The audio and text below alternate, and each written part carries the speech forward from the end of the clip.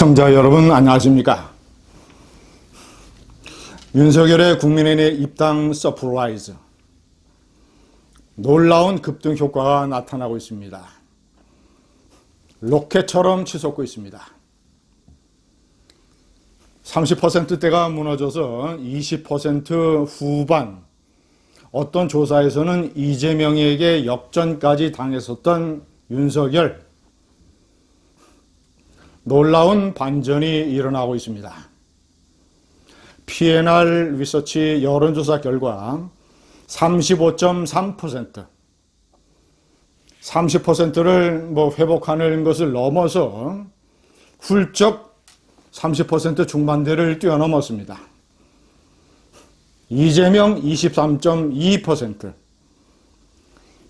오차 범위를 훌쩍 넘어서 거의 한 배 반 정도 수준입니다. 이낙연 16%, 최재형 원장은 6.9%에 머물고 있습니다. 마의 10%벽을 결코 넘지 못하고 있습니다. 홍준표 후보는 2.8%로 찌그러들었습니다. 아마 기존에 국민의힘 내에 홍준표 후보를 지지하던 사람들 중에 상당수가 국민의힘에 윤석열이 이제 입당하니까 윤석열 후보로 옮겨 탄 것으로 보여집니다. 역시 이런 것을 보고 정치는 순리라는 생각을 지울 수가 없습니다. 한국 정치에서는 중도나 또는 왔다 갔다 한 선택이 불가능합니다. 정치는 선택이고 한국에서 중도는 없습니다. 한국이라고 하는 정치 상황은 북한이라는 존재 때문에 다른 어떤 나라와도 비교할 수 없기 때문에, 그리고 좌우의 대결이 역사적으로 심화되어 있기 때문에, 지역주의가 심하기 때문에 한국에서는 정치하려면 선택을 해야 됩니다. 두 번째, 한국뿐만 아니라 여러 나라의 정치에서 일반적으로 적용되는 원칙, 시간이 흐를수록 유권자들은 메인스트림, 주류 쪽으로 갈리게 마련이다. 제가 동영상에서 여러 차례 말씀을 드렸습니다. 에베레스트가 왜 세계의 최고봉이냐? 히말라야 산맥이 있기 때문입니다. 히말라야 산맥을 빼면 에베레스트는 설악산이나 한라산 정도에 불과할지 모릅니다.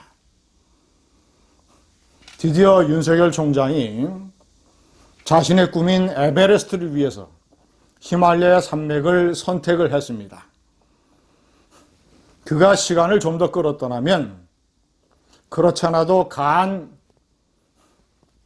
간철수에 빗대어서 간석열이냐, 눈치를 보냐, 간만 보느냐.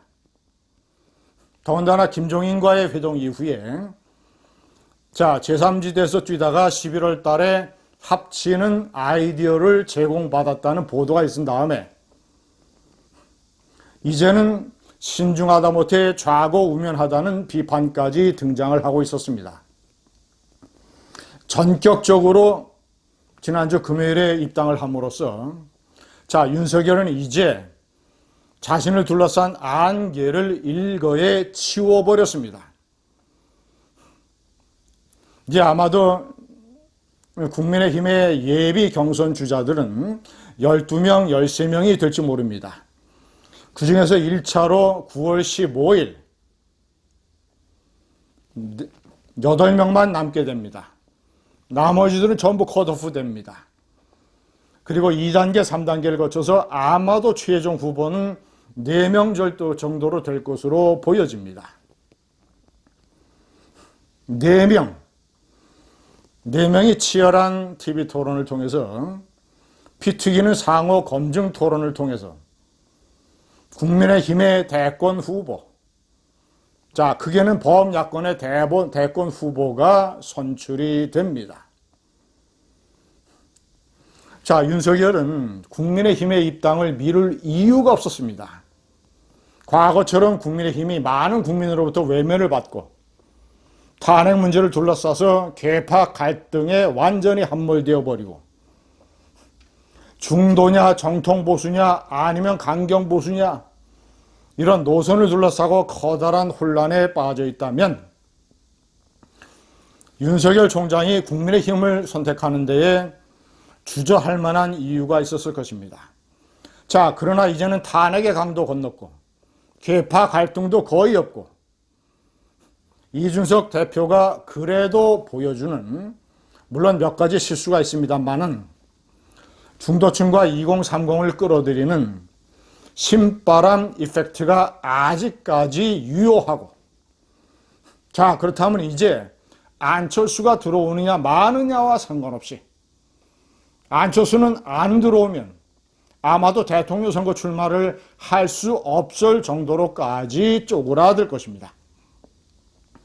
때문에 국민의힘은 안철수의 국민의당과의 합당에 지나치게 신경 쓰지 말고 다 합쳐서 야권 대통합 빅텐트를 만들면 좋지만 국민의힘의 당명을 개정해야 된다라는 헛소리에 가까운 어린애 같은 요구사항을 하는 국민의당에 절대로 질질 끌려다니지 말고 한동안 가만히 내버려 두는 것도 방책입니다.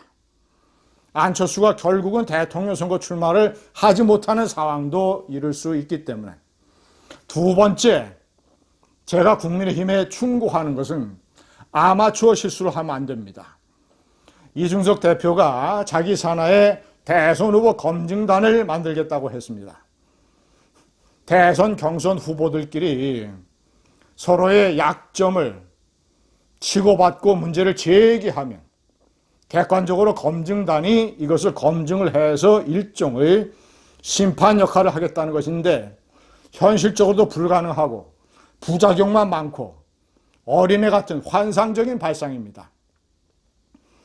A 후보가 B 후보에 중요한 스캔들이나 의혹을 제기했을 때 이것을 가리기 위해서는 상당수의 언론이나 검찰이나 시민단체가 달려들어도 제대로 밝혀내기가 어려운데 검증단이 무슨 능력으로 어떤 세월에 이것을 밝혀내서 한쪽 손을 들어준다는 말입니까?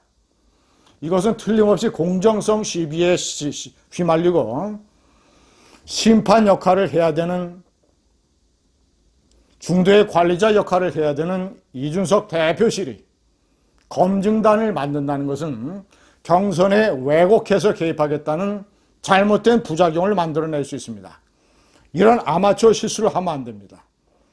그리고 윤석열 총장이 입당할 때 입당 원서를 펴서 언론에 공개를 해서 윤석열 총장의 집 주소와 전화번호가 공개되는 외국 같으면 상상도 할 수 없는 이런 실수, 이런 아마추어 실수, 이런 것들을 하지 말아야 됩니다.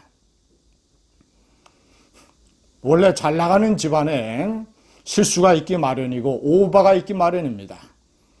지금 국민의힘과 윤석열 총장은 잘 나가고 있습니다. 서프라이즈 열기에 빠져서 절대로 오바나 실수하면 안 됩니다. 감사합니다.